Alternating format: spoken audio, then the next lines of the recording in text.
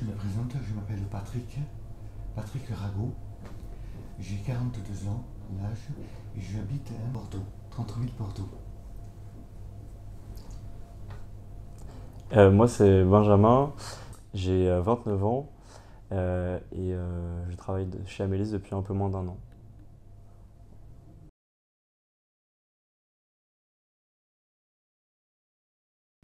Alors moi, j'ai pas fait de formation en particulier, j'ai fait des études à l'université. Après, j'ai fait différentes expériences professionnelles et en 2023, j'ai fait un bilan de compétences dont le résultat était de travailler dans le secteur social. Et c'est pour ça que je me suis lancé comme intervenant social chez Amélis, dans l'optique après, pourquoi pas de repasser des diplômes et tout. Voilà. Vraiment, ça me plaît beaucoup. Ça me plaît beaucoup par la richesse, en fait, la richesse humaine qu'on trouve chez les personnes qu'on rencontre. En fait, on va chez des personnes d'horizons très différents, de milieux sociaux différents, mais il y a toujours ce lien fort qui se crée en fait. Euh, et ouais, c'est assez magique, franchement, ce boulot, j'aime beaucoup.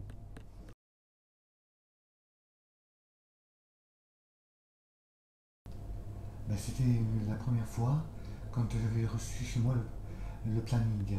Je voyais le planning et la première fois que j'ai rencontré Benjamin, c'était euh, la toute première fois quand je lui ai fait découvrir la place André Meunier d'Ite-Murène. C'était là que c'est venu et, euh, là on a sympathisé, on a discuté. Je lui ai fait découvrir un petit peu le marché des Douves, les Capucins, tout ça. Et après, on a discuté, on a sympathisé, puis voilà, c'est venu comme ça. Quelque chose. En fait, c'était la volonté de Patrick de m'emmener visiter Bordeaux Oui, pour la première fois. Et voilà, donc comme il dit, on s'était baladé dans le quartier Saint-Michel-Capucin. Mais ce qui est vraiment sympa, c'est qu'on fait des choses très différentes ensemble. Et en fait, cette balade, on s'était même arrêté, je sais pas si tu te rappelles, prendre un chocolat chaud oui, je me rappelle très cours bien. Victor Hugo. Et voilà, on avait discuté. Et c'était notre première rencontre qui était vraiment cool, quoi. Oui, Ouais.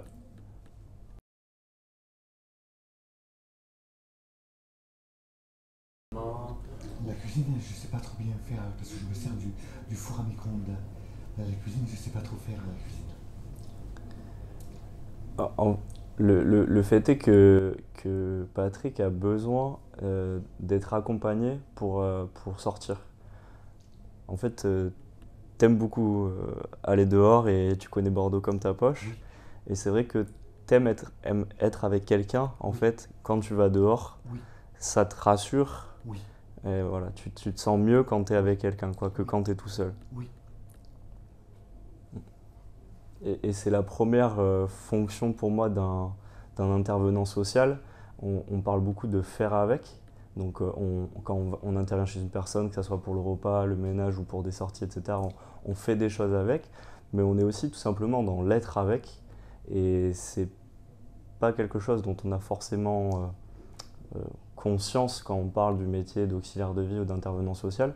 Mais rien que le fait d'aller chez quelqu'un et d'être avec cette personne, ça peut déjà être quelque chose de fort et une présence qui est nécessaire en fait à plusieurs moments de la semaine.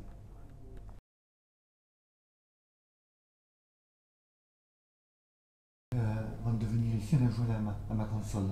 On a joué à un jeu de moto, Tu as quoi comme console? la PS4.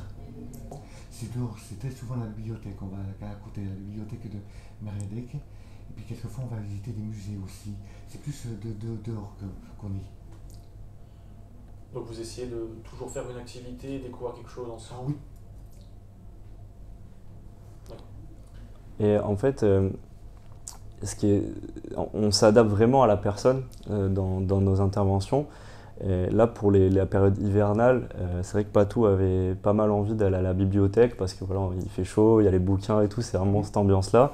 Mais là, du coup, quand on est passé au printemps, il a eu envie d'aller au musée. Donc, oui. on a visité quel musée? Le musée des Beaux-Arts. Le musée des Beaux-Arts, ouais, avec des belles toiles et ça t'avait plu, je Oui, crois. beaucoup. Ouais. Du coup, musée. J'ai deux trucs qui reviennent avec Pat. C'est le fait que, en fait, à chaque fois quand on va à la bibliothèque, on prend toujours le même chemin.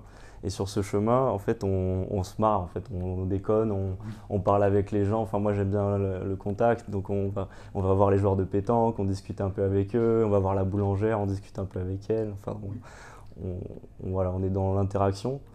Et le deuxième truc, c'est quand on est allé au musée, c'est vrai que moi, j'aime bien la peinture. Je connais deux, trois œuvres, deux, trois peintres et tout.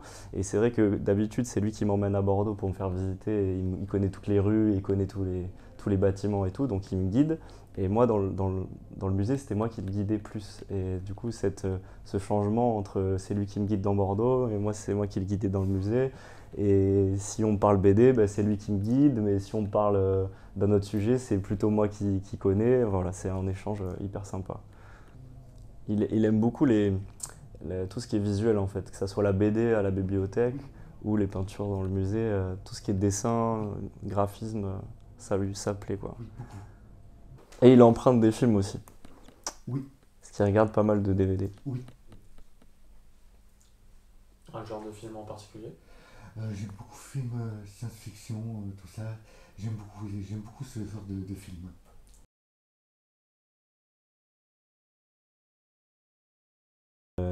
Qui est atteinte par un trouble du spectre de l'autisme, c'est une personne qui en fait a une manière de ressentir les stimuli de son environnement euh, différente de la nôtre, différente des personnes qui n'ont pas de handicap. Elles peuvent être très facilement trop stimulées en fait par les bruits, par les lumières, par les odeurs, etc. Et c'est aussi du coup des personnes qui ont des réactions euh, assez stimulées pardon, et des réactions émotionnelles qui ne sont pas lambda ou classiques. Euh, et du coup, en tant qu'intervenant, on est là pour prendre en compte en fait les stimuli de l'environnement et comment la personne atteinte d'un trouble TSA réagit à ces stimuli pour en fait en quelque sorte la protéger et toujours lui permettre de se sentir en sécurité. Ça c'est vraiment le plus important, qu'il y ait ce contact entre nous et que la personne se sente sécure quand elle est avec son intervenant ou son intervenante. Parce que c'est comme ça, je suis passé une fois que je suis passé, je regarde le nom de la rue, c'est important pour que je sache où je vais. C'est pour ça que je regarde le nom de la rue, tout ça. J'observe, je regarde. Après, une fois que je suis passé, je sais comment elle est et tout ça. Donc, Il y a une très bonne capacité de mémorisation, de spatialisation et un très bon sens de l'orientation, qui est assez hors norme, on peut le dire.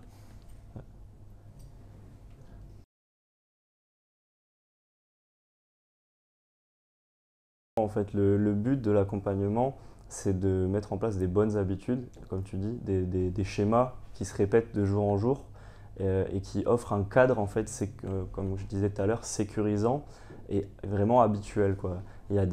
C'est pour ça que quand on est avec des personnes TSA, on travaille avec des petits pictogrammes qu'on va mettre par exemple dans la salle de bain. On va mettre un pictogramme se raser, ensuite se brosser les dents, ou des choses comme ça, pour qu'il y ait des routines qui s'installent et qui soient rassurantes. Ouais.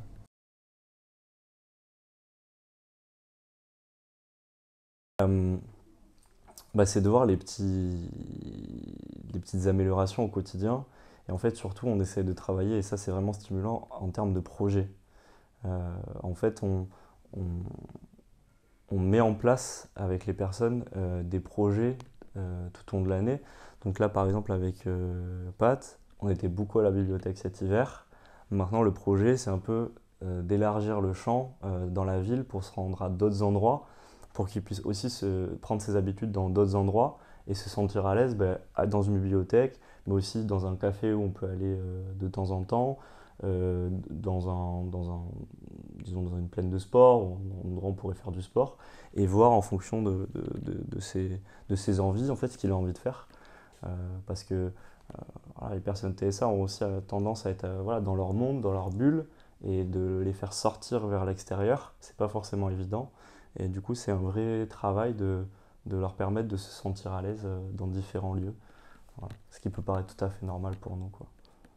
Dans le domaine de l'intervention sociale, c'était vraiment dans un esprit de service, vraiment être au service de personnes, et particulièrement les personnes TSA. En fait, honnêtement, c'est venu comme ça, après l'embauche, on en a parlé, et ça s'est fait assez naturellement.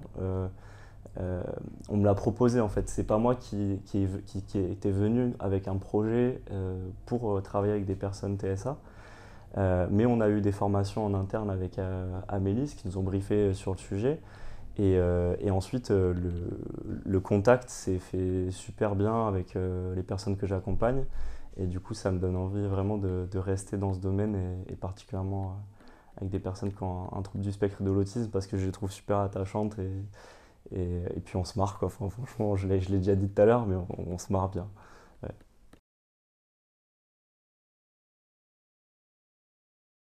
Pour la maison, pour l'espace domestique, c'est vraiment les pictogrammes. Ça, c'est assez classique pour que la personne en situation de handicap puisse avoir ses routines, comme on disait tout à l'heure. Mais sinon, c'est beaucoup aussi du bon sens en fait. Juste faire attention à l'autre et être très attentif aux signaux, quand on voit qu'il commence à avoir un peu de fatigue, peut-être un peu d'irritation, tout de suite calmer les choses, prendre le temps de respirer 5 minutes sur un banc, voilà. Euh, ouais, être vraiment attentif en fait à la personne et voir comment elle se sent. Ouais.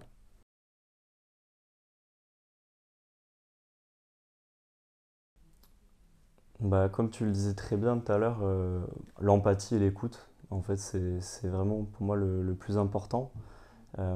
Cette capacité en fait à se mettre à la place de l'autre et à comprendre, on ne peut pas toujours comprendre, mais essayer de comprendre ce qu'il ressent. Euh, si tu as ça déjà, pour moi, tu as le principal en fait. Après, ça fait pas très longtemps que je travaille dedans, donc je sais pas si je pourrais donner vraiment un conseil, mais j'ai le sentiment voilà, de ce que disons, du peu que j'ai vécu dans le milieu du social, c'est que à la base, il y a vraiment un savoir-être en fait, tout simplement, une manière d'être qui est peut-être un peu plus empathique, un peu plus dans l'écoute active. Et oui, il y a ce mot aussi qui est important, c'est l'autorité bienveillante.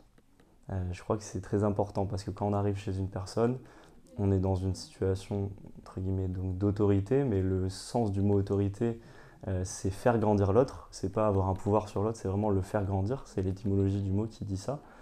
Et on est là pour faire grandir et grandir avec. En fait, moi je considère que Patou, je le fais grandir sur certains aspects. Et puis sur d'autres aspects, en fait, c'est lui qui me fait grandir parce qu'en fait, il m'apporte des choses et c'est ce contact-là qui est hyper intéressant. Donc si on a cet état d'esprit, euh, je pense qu'on peut bosser dans le social. Ouais.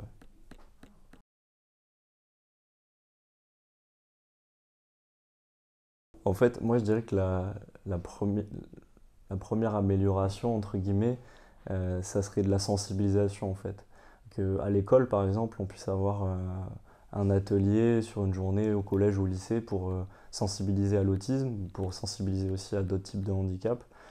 Ça permettrait peut-être d'évincer un certain nombre de préjugés et de prêt-à-penser qu'on peut avoir sur les personnes en situation de handicap. Ouais. Donc de la sensibilisation pour mieux comprendre en fait l'autre.